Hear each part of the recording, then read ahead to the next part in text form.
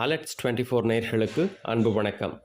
தமிழகம் 39 தொகுதி, புதுவை ஒரு தொகுதி உட்பட 40 தொகுதிகளுக்கான பாராளுமன்ற தேர்தல் ஏப்ரல் 19ஆம் தேதி ஒரே கட்டமாக முதல் கட்டமாக நடைபெறப்போகுது.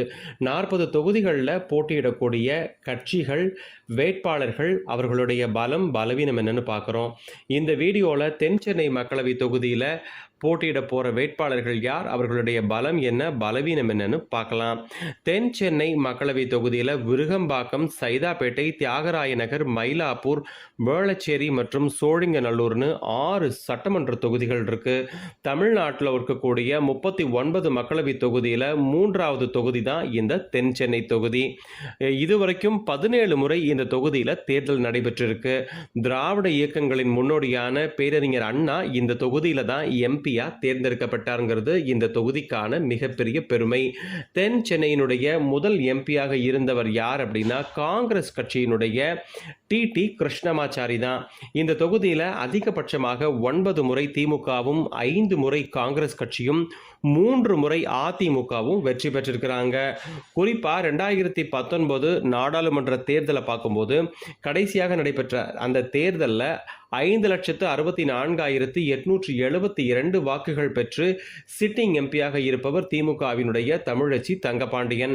இவரை எதிர்த்து போட்டியிட்ட அதிமுக வேட்பாளரான முன்னாள் அமைச்சர் ஜெயக்குமாரின் மகன் ஜெயவர்தன் 3,02,649 வாக்குகளை பெற்றார்.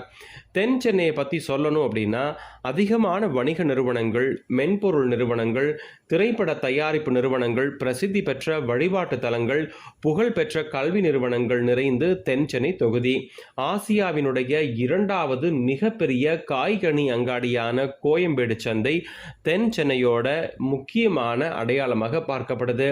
தமிழகத்தினுடைய மிகப்பெரிய சட்டமன்ற தொகுதியான சோழிங்கநல்லூர் தென் சென்னை மக்களவை தொகுதியில் தான் இருக்குங்கிறது குறிப்பிடத்தக்கது. கடந்த சில ஆண்டுகளில் தென் சென்னை தொகுதி அபரிமிதமான வளர்ச்சியை கண்ட அதே நேரத்தில் தீர்க்கப்படாத பல பிரச்சனைகளும் இந்த தொகுதியில் தொடர்ந்து இருந்துட்டு வர்றது இந்த தொகுதி மக்களினுடைய மன குமுறலாகவே பார்க்கப்படுது.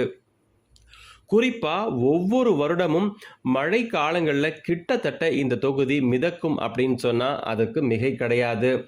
வெள்ள தடுப்பு, பெருங்குடி குப்பை குடோனுக்கு மாற்று திட்டம், போக்குவரத்து நெரிசல், சாலை வசதி, குடிநீர், கழிவுநீர், மின்சாரம்னு அடிப்படை தேவைகள் இந்த தொகுதியினுடைய தீர்க்கப்படாத பல பிரச்சனைகளாகவே பார்க்கப்படுது. இந்த தொகுதியினுடைய மொத்த வாக்காளர்கள் 2024 ஜனவரி மாதம் வெளியான இறுதி வாக்காளர் பட்டியலின்படி தென் சென்னை தொகுதியில் மொத்த வாக்காளர்களுடைய எண்ணிக்கை 20,07,000. இதில் ஆண்கள் 9,93,000, பெண்கள் 10,13,000. ஆண்களை விட பெண் வாக்காளர்கள் அதிகம் நிறைந்த தொகுதி. குறிப்பாக திமுக, பாஜக, நாம் தமிழர்னு 3 கட்சிகளுமே பெண்களையே இங்கே வேட்பாளராக நிறுத்தியிருக்கிறாங்க. குறிப்பாக திமுகவினுடைய வேட்பாளராக சிட்டிங் எம்பி தமிழச்சி தங்கபாண்டியனும், பாரதிய ஜனதா கட்சியினுடைய சார்பாக முன்னாள் ஆளுநரும் முன்னாள் பாஜக மாநில தலைவரும் அக்கா தமிழிசை சவுந்தரராஜன் அவர்கள் இங்கே பாஜக சார்பாக போட்டியிடுறாங்க. அதிமுக சார்பாக முன்னாள் அமைச்சர் ஜெயக்குமாரின் மகன் ஜெயவர்தனும், நாம் தமிழர் கட்சி சார்பாக தமிழ்ச்செல்வியும் களத்தில் நிற்கிறாங்க. தென் சென்னை தொகுதியினுடைய கள நிலவரம் என்ன அப்படின்னா தென் சென்னை நாடாளுமன்ற தொகுதியில் இருக்கக்கூடிய 6 சட்டமன்ற தொகுதிகளுமே திமுக கூட்டணி வசம் தான் இருக்கு. 2021 தேர்தலில் வேளச்சேரியில் காங்கிரஸ் கட்சி வெற்றி பெற்றிருக்கு.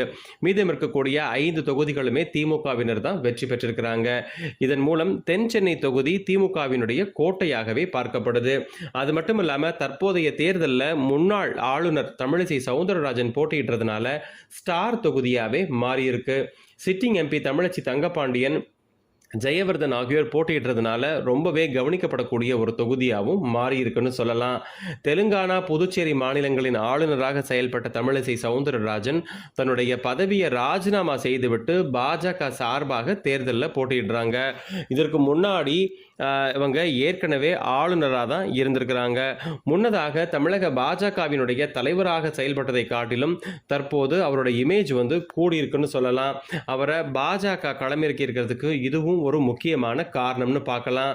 தமிழிசை சவுந்தரராஜன் களத்தில் நிற்கிறதுனால திமுகவுக்கு இது ஒரு கடினமான தொகுதியாகவே இருக்க போகுது. திமுக சார்பில் களமிறங்குபவர் சிட்டிங் எம்பியான தமிழச்சி தங்கபாண்டியன். கடந்த ஆண்டு வெள்ள சேதத்தின் போது தொகுதி பக்கம் எட்டி பார்க்கலங்கிறது தொகுதி மக்களோட மனக்குமுறல். ஆளும் திமுக வேட்பாளர் என்பது அவருக்கு பலமாக இருந்தாலும் மக்கள் கிட்ட ஒரு செல்வாக்கை இழந்துட்டாங்களோ அப்படின்னு யோசிக்க வேண்டியது இருக்கு. அதிமுக வேட்பாளரான ஜெயவர்தன் முன்னாள் அமைச்சர் ஜெயக்குமாரின் மகன் ஏற்கனவே தென் சென்னையினுடைய எம்பியாக இருந்திருக்கிறது கூடுதல் பலமாக பார்க்கப்படுது.